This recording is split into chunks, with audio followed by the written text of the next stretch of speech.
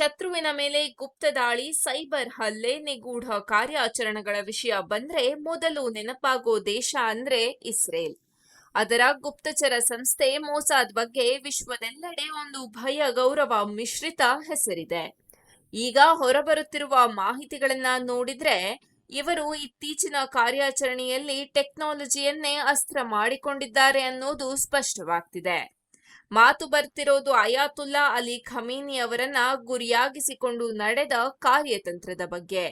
ಇದೀಗ ಹೇಳಲಾಗ್ತಿರೋದು ಏನಂದ್ರೆ, ಇರಾನ್ ರಾಜಧಾನಿ ಟೆಹರಾನ್ ನಗರದಲ್ಲಿ ಸರ್ಕಾರವೇ ಪ್ರತಿಭಟನಾಕಾರರನ್ನ ಗುರುತಿಸಲು ಅಳವಡಿಸಿದ್ದ ಟ್ರಾಫಿಕ್ ಕ್ಯಾಮೆರಾಗಳನ್ನ ಮೊಸಾದ್ ಬಹಳ ಹಿಂದೆಯೇ ಹ್ಯಾಕ್ ಮಾಡಿತ್ತಂತೆ. ಸರ್ಕಾರ ವಿರೋಧಿ ಚಟುವಟಿಕೆಗಳ ಮೇಲೆ ನಿಗಾ ಇಡಲು ಇರಾನ್ ದೇಶಾದ್ಯಂತ ಕ್ಯಾಮೆರಾ ಜಾಲವನ್ನ ಬಲಪಡಿಸಿತ್ತು. ಆದರೆ ಅದೇ ಜಾಲ ಈಗ ಅವರ ಮೇಲೆಯೇ ತಿರುಗಿ ಬಿದ್ದಿದೆ ಎನ್ನುವ ಅನುಮಾನ ವ್ಯಕ್ತವಾಗ್ತಿದೆ. ಖಮೇನಿ ಭದ್ರತಾ ಸಿಬ್ಬಂದಿ ಕಾರುಗಳನ್ನ ನಿಲ್ಲಿಸುವ ಪಾರ್ಕಿಂಗ್ ಪ್ರದೇಶದಲ್ಲಿದ್ದ ಕ್ಯಾಮೆರಾ ಸಹ ಇಸ್ರೇಲ್ ನಿಯಂತ್ರಣದಲ್ಲಿತ್ತಂತೆ ಎನ್ನಲಾಗಿದೆ. ಇದರ ಮೂಲಕ ಯಾರು ಭದ್ರತಾ ವಲಯದಲ್ಲಿ ಇದ್ದಾರೆ, ಯಾರಿಗೆ ಯಾವ ಹೊಣೆಗಾರಿಕೆ, ಯಾರು ಯಾವ ಸಮಯಕ್ಕೆ ಬರ್ತಾರೆ ಹೋಗ್ತಾರೆ ಎಂಬ ವಿವರಗಳನ್ನ 1 ವರ್ಷದಿಂದ ಸಂಗ್ರಹಿಸಲಾಗಿತ್ತು ಎಂಬ ವರದಿಗಳು ಹರಿದಾಡ್ತಿವೆ. ಭದ್ರತಾ ಸಿಬ್ಬಂದಿ ಹೆಚ್ಚು ಸಂಖ್ಯೆಯಲ್ಲಿ ಇದ್ದರೆ ಖಮೇನಿಯಲ್ಲಿ ಇದ್ದಾರೆ, ಸಿಬ್ಬಂದಿ ಕಡಿಮೆ ಇದ್ದರೆ ಅವರು ಅಲ್ಲಿಲ್ಲ ಅನ್ನೋ ಲಾಜಿಕ್ ಬಳಸಿ ಚಲನವಲನ ಅಂದಾಜು ಮಾಡ್ತಿದ್ರಂತೆ. ಅಷ್ಟೇ ಅಲ್ಲ, ದಾಳಿಯ ದಿನ ಟೆಹರಾನ್ನ ಪಾಶ್ಚರ್ ಸ್ಟ್ರೀಟ್ ಭಾಗದಲ್ಲಿ ಮೊಬೈಲ್ ನೆಟ್ವರ್ಕ್ ಅಸ್ತವ್ಯಸ್ತಗೊಳಿಸಲಾಗಿತ್ತು ಎನ್ನಲಾಗ್ತಿದೆ. ಇದರಿಂದ ದಾಳಿ ಬಗ್ಗೆ ಸಣ್ಣ ಸುಳಿವು ಹೊರಬಂದರೂ ಅದು ಭದ್ರತಾ ಸಿಬ್ಬಂದಿಗೆ ತಲುಪದಂತೆ ತಡೆಗಟ್ಟುವ ತಂತ್ರ ಅನುಸರಿಸಲಾಯಿತಂತೆ. ಈ ಸಂಪೂರ್ಣ ಮಾಹಿತಿಯನ್ನ ಎಐ ಟೂಲ್ಸ್ ಹಾಗೂ ಆಲ್ಗೋರಿದಮ್ ಮೂಲಕ ವಿಶ್ಲೇಷಿಸಿ ನಂತರ ಕಾರ್ಯಾಚರಣೆಯ ರೂಪುರೇಷೆ ಸಿದ್ಧಪಡಿಸಲಾಯಿತೆಂಬ ಮಾತುಗಳು ಕೇಳಿಬರ್ತಿವೆ.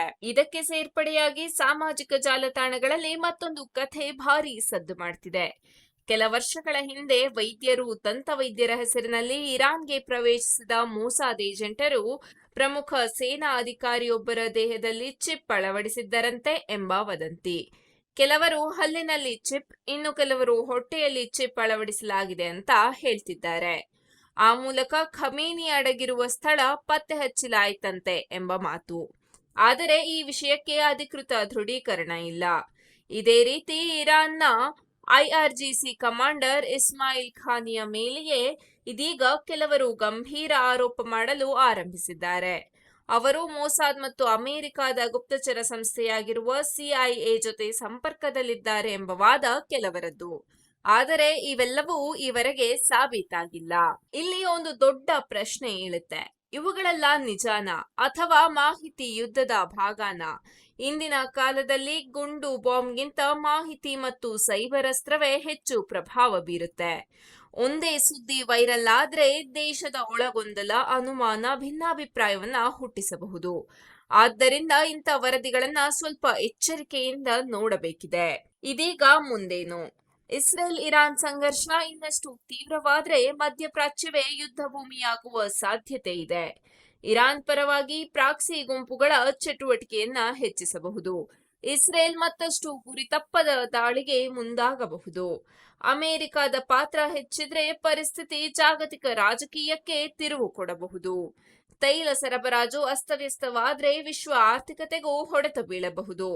ಮತ್ತೊಂದೆಡೆ ಇಬ್ಬರು ನೇರ ಸಮರಕ್ಕಿಳಿಯದೆ ಸೈಬರ್ ಯುದ್ಧ, ಗುಪ್ತ ಕಾರ್ಯಾಚರಣೆ, ಪ್ರಾಕ್ಸಿ ಸಂಘರ್ಷಗಳ ಮೂಲಕ ಪರಸ್ಪರ ಹೊಡೆದಾಟ ಮುಂದುವರಿಸುವ ಸಾಧ್ಯತೆ ಹೆಚ್ಚು ಕಾಣ್ತಿದೆ.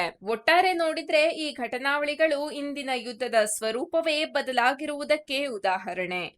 ಗನ್ ಹಿಡಿದು ಗಡಿ ದಾಟೋದು ಮಾತ್ರ ಯುದ್ಧ ಅಲ್ಲ. ಕ್ಯಾಮ್ರಾ ಹ್ಯಾಕ್ ಮಾಡೋದು, ನೆಟ್ವರ್ಕ್ ಜಾಮ್ ಮಾಡೋದು, ಎಐ ಬಳಸಿ ಚಲನವಲನ ವಿಶ್ಲೇಷಿಸೋದು ಕೂಡ ಯುದ್ಧದ ಭಾಗವಾಗಿ ಬಿಟ್ಟಿದೆ. ಮುಂದಿನ ದಿನಗಳಲ್ಲಿ ಯುದ್ಧ ಎಲ್ಲಿ ನಿಲ್ಲುತ್ತೆ ಅನ್ನೋದನ್ನ ಹೇಳೋದು ಕಷ್ಟ. ಆದರೆ ಸೈಬರ್ ಜಗತ್ತು ಮತ್ತು ಮಾಹಿತಿ ಯುದ್ಧವೇ ಕೇಂದ್ರ ಬಿಂದುವಾಗಲಿದೆ ಅನ್ನೋದಂತೂ ಸ್ಪಷ್ಟ.